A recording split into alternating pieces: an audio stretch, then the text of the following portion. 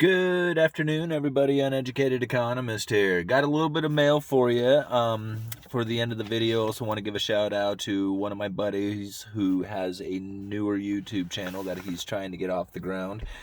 But first, I would like to thank Miss Darnita. Miss Darnita is my #1 fan. I call her my #1 fan because she's been with the channel since the early days. I can't remember the first video that she commented on, but it was definitely within the first, I think probably 6 months of me starting the channel. And she gave me a video suggestion for talking about the plunge protection team and to describe the plunge protection team in layman's terms. And ever since then, I have called Miss Darnita my #1 fan. So thank you, Miss Darnita, for yet another video suggestion. She asked me to talk about how Janet Yellen thinks that Bitcoin is a medium of exchange for the terrorist and drug dealers and other nefarious activities out there. And of course, I have to laugh at this because every time I hear this argument about how Bitcoin is used by terrorists and drug dealers and other, mischievous deeds, I have to really think, no, what they really want to use is US dollars. And that's what everybody says when they argue this. I mean, if you really want to argue about a currency that is the favorite amongst terrorists and drug dealers, it is by far the US dollar. By far. So really, when Janet Yellen is complaining about Bitcoin being used by terrorists and drug dealers, really what she is complaining about is that there is competition against the US dollar that they don't appreciate. That's really what it comes down to. Because if they really cared about drug dealers and terrorists using a medium of exchange, it would be the US dollar that would be their main concern, because that's the one they truly use. In fact, I heard that gold is starting to be used amongst terrorists as well. And from what I understand, drug dealers have been always favored into precious metals. Now, I'm not positive on that, but it just seems like I've heard about that in the past. So anyway, drug lords, warlords, terrorists, everybody uses cash, Bitcoin, and gold. I mean, that's the medium of exchange, because those are the ones that are most decentralized, away from any kind of third-party risk. I mean, cash is a liability of the Federal Reserve, but it's accepted worldwide. And there's no telling the difference between $1 and another unless it was handed to you and somebody has recorded the serial number off of it. So cash is essentially an anonymous currency. Bitcoin's somewhat anonymous, except that all transactions are tracked, and if they can figure out whose wallet is whose, then they can tell every transaction that you have interacted with since the beginning of time. So Bitcoin is, although anonymous, it is not secret by any means. And of course, gold is anonymous, and it is worldwide. It is a global currency. So these are the main currencies of everybody around the world. Not just terrorists and drug dealers and all that, but everybody around the world uses these. And so when I think about whether or not that the government can institute laws banning Bitcoin, I think, well, go ahead and do those laws. Bitcoin existed and was being transacted in long before it was on exchanges or before any other, entity was out there making or facilitating the trade between dollars and Bitcoin. Bitcoin was just being used. All the computer techie guys out there were using Bitcoin to buy t-shirts and pizzas and socks and all kinds of stuff, just on their own. They didn't need an exchange. So Bitcoin can operate without any government or third-party, help, essentially. You see where I'm getting at? They don't need to facilitate it into a dollar trade. That's the only thing that the government can really do to make laws, is that you can't interact with the dollar with it. But you can interact with it all you want on your own. Same with gold or anything else out there.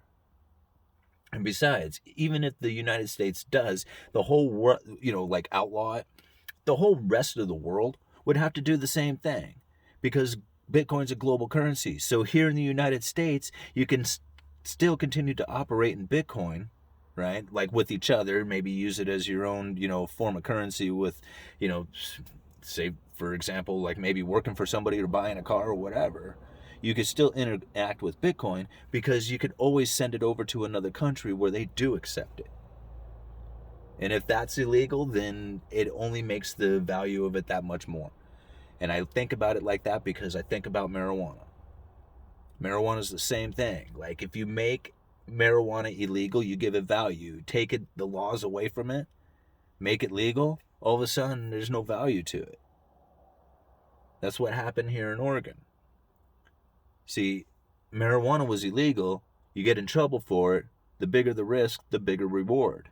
So as somebody who was trying to peddle in weed or grow weed or do whatever, you would make a lot of money because there was a law preventing it. So the risk got you a reward. And then when they legalized it and everybody went out there and says, hey man, we can totally legally grow this stuff, and everybody legally grew it, and all of a sudden there was a flood of green coming into the market, the value of it crashed.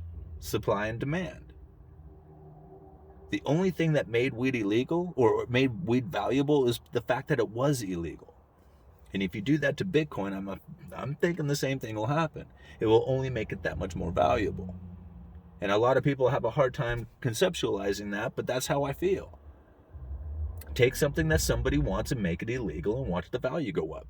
Prostitution, drugs, anything.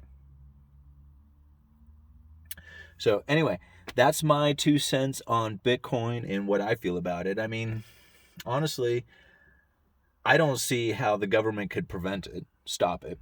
Right? I mean, they can't stop the blockchain from working. All they can do is tell businesses and the people or whatever that there's laws preventing you from using it, but they can't stop the world. And it's anonymous. I mean, if you can't figure out whose wallet is whose, then you're going to have a hell of a time just chasing all this around just to keep people from using a currency that you don't like. Good luck with that. That's all I have to say. I'm still a faithful believer in Bitcoin, and I will be forever. Now, do I feel that buying Bitcoin right now at $30,000 a coin is a smart move? No, not really. But I cost price average, and I have been for a long time. So, I just buy a little bit all the time. And yes, Bitcoin is extremely expensive right now, considering what it was just a few months ago. But what I found interesting is that, I got to thinking a little bit more about this. Like, a lot of people ask me what I invest in, and I don't really invest. Like, I want to, but I don't know where to go with my money. So I hold on to my money in 3 places. I hold it in cash, I hold it in silver, and I hold it in Bitcoin. And I notice that a lot of people are doing the exact same thing. Cash, silver, Bitcoin. Now, I think about that a little bit, and when I look at the value of these things, comparatively, like the US dollar has a value on its own. If you look at the US index, the US dollar index, follow Bitcoin, you follow silver, and you'll realize that not all 3 of these always go down at the same time, and they all don't go up at the same time. By holding your money in these 3, I noticed that you have a stability in your overall value of your wealth. It's not perfect. I mean, things go up and down, but that's what I found. That's what I'm doing is that I'm trying to learn how to save, and there's no place to save out there. But if you save it in these 3, you kind of have a little bit of stability to it. Kind of weird.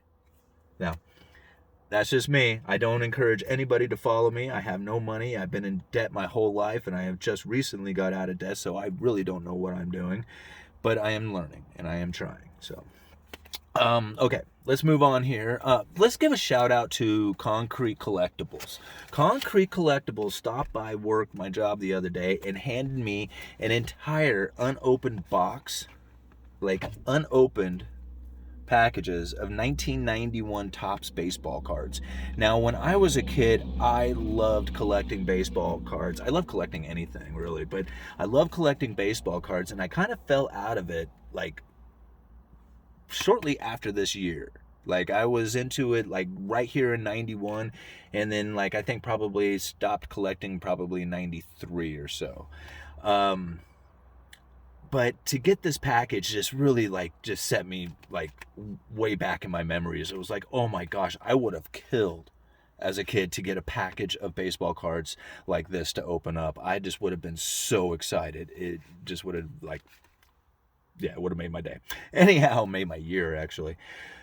So thank you very much, Concrete Collectibles. I'm going to leave a link down in the description. He's, like I said, his channel is new. I would appreciate it if you guys go down there, show him some, go over to Concrete Collectibles, show him some love, give him some thumbs up, subscribe to his channel, give him some encouragement, and maybe give him some suggestions on what would make his channel a little better. And if you love, because we could all use encouragement on our channels, and I loved it in the beginning days when I would get the encouragement. That's why I like Miss Darnita so much, is that it was her along with a lot of people in those early days, not just Miss Darnita. I mean, a lot of people were very encouraging because that was the only thing I was going off of. There was no ads, there was no merchandise, there was no anything. It was just me and YouTube and you guys, and all those comments is what drove me. Like, I wanted to put out another video so I could get more comments.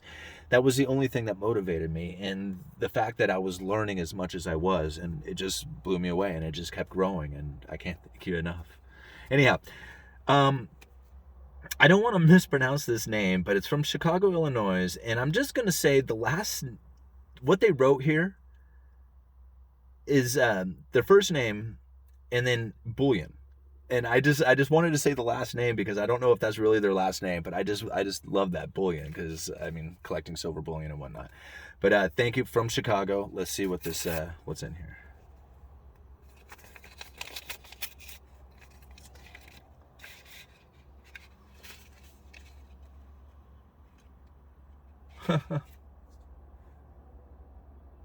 Okay. So, all right. So must be a bullion dealer or something. And let me see here. Greetings, Uneducated Economist. I've been an admirer of your channel about what's going on in America. I've enclosed my channel sticker and keep the information coming. Okay, so they want to be known. Mishu, I hope I said that right. Miyoshi? Miyoshi. Okay, Miyoshi Bullion. And then on the back it says number 114 Love Boy. I'm not sure what that's all about, but anyway. Cool. Thank you so much for the sticker. I got another sticker here, and I can't remember. I was trying to remember how I got this one. And it seems to me like I remember getting it when I got that coffee. I can't remember, but there's a Bitcoin sticker too. I found that one sitting here in the car. It was with some papers I had, and so I got to remember to take those and put them with my collection of stuff, which I know a lot of you guys really wanted to see, like my collection of things that people have sent me. And really, I need to go through it all, because a lot of times I would just kind of put that stuff nice and neat and just set it into a drawer that I have kind of going on, and it's like it's starting to accumulate quite a bit. So I really need to go through it all and kind of organize it and show off some of the cool things that people have sent me. Real excited about this one. I haven't heard from UFO Engines in a very long time. Those of you who know UFO Engines know that he has sent me some really cool stuff. Some stuff that is just like shows his like intelligence is way up there. But he always draws these little planes. And one time he had sent me this idea about like this control panel for flying the economy. And it was really cool because he had like GDP levels and like stimulus and stuff like that, all like, on the dashboard, and, flying the economy. It was really clever. Anyway, let's see what he has in here. And it was ripped when it got to me, so that was kind of a bummer. But thank you so much, UFO Engines, man. I really appreciate it.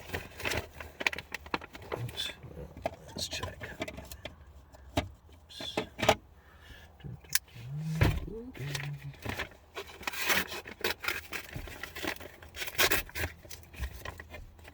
Okay. All right. Voyager, The Last Frontier movie. An in-depth look at missions that launched us into the unknown. Oh, I think it's documentary? Informational film? Oh, very cool. All right. It looks like it's like maybe like documentary style stuff about NASA. Very cool, about the Voyager. Very fun, very fun. I can't wait to watch that one. And then it looks like 30-second economics. The 50 most thought-provoking economic theories each explained in a half a minute. Very cool. Oh, wait.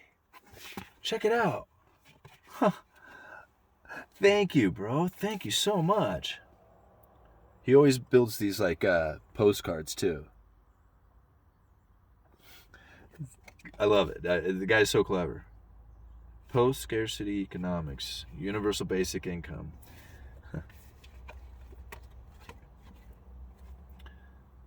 The thing of it is, I'm not sure I want to be alive. All right. With a cool head and steady hand, it's always smooth sailing with Captain Dan. Huh. Using a still from Time Enough at Last,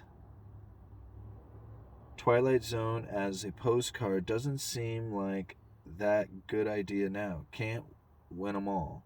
Huh. Hope the feds send out that check soon. I need to pay down my Visa. Yeah, don't we all? I had a little bit on my Visa left over from Christmas, but I paid that thing off here just this week. So, what does it say? It's hard to read this. I'm sorry, guys. It says, in February, a twin-engine plane crashed my neighborhood. Oh, wow. 1968, I guess it says.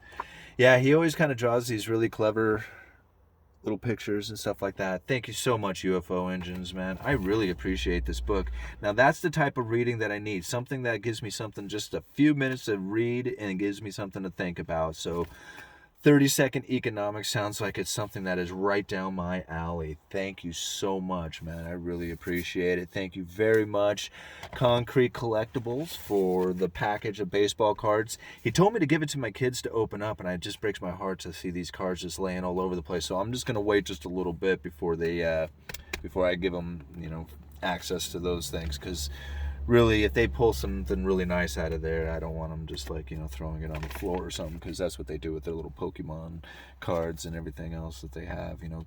Boys are the most destructive little creatures on the earth. It's just no wonder why my dad used to get so mad at me about you always break your toys, and I thought, well, toys break, but yeah, no, I see what he's talking about. Okay, sorry about the extra long video. Thank you very much, Uneducated Economist. You guys let me know.